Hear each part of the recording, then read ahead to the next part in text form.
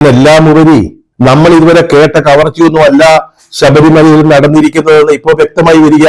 നമ്മൾ മനസ്സിലാക്കി വെച്ചിരുന്നത് കട്ടളപ്പാളി മേലെ സ്വർണം, ദ്വാരപാലക ശില്പങ്ങള്, ആ പാളികളൊക്കെ ഇളക്കിക്കൊണ്ടുപോയി ഒന്നുകിൽ ഉരുക്കി വിറ്റു, അല്ലെങ്കിൽ ഏതെങ്കിലും വിദേശ രാജ്യങ്ങളിലേക്ക് കടത്തി. ഇതൊക്കെയാണ് നമ്മൾ ഇതുവരെ ധരിച്ചു വെച്ചിരുന്നത്. അങ്ങനെയല്ല കേട്ടോ. ഈ പ്രത്യേക അന്വേഷണ സംഘം കൊല്ലം വിജിലൻസ് കോടതിയിൽ കൊടുത്തിട്ടുള്ള റിപ്പോർട്ടുണ്ട്. ആ റിപ്പോർട്ടിൽ പറയുന്നത് പെരും കൊള്ളയെക്കുറിച്ചാ. ഞെട്ടിക്കുന്നതാണ്. ശബരിമലയിലെ വിശ്വാസികളെ മാത്രമല്ല ഞെട്ടിച്ചിരിക്കുന്നത്, കേരളത്തിലെ മുഴുവൻ ജനങ്ങള് ഈ വാർത്ത കേട്ട് അമ്പരന്ന് നിൽക്കുകയാണ്.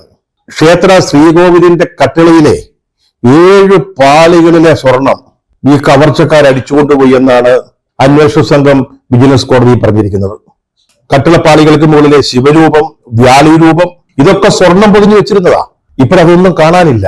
അടിച്ചുമാറ്റി ഈ വൻ കവർച്ചക്കാർ, കൊള്ളക്കാര്, അമ്പലം വിഴുങ്ങികള് ഇത് മുഴുവൻ അടിച്ചുമാറ്റിയെന്നാണ് ഏറ്റവും പുതിയ റിപ്പോർട്ടില് SIT പറയുന്നത്, പ്രത്യേക അന്വേഷണ സംഘം.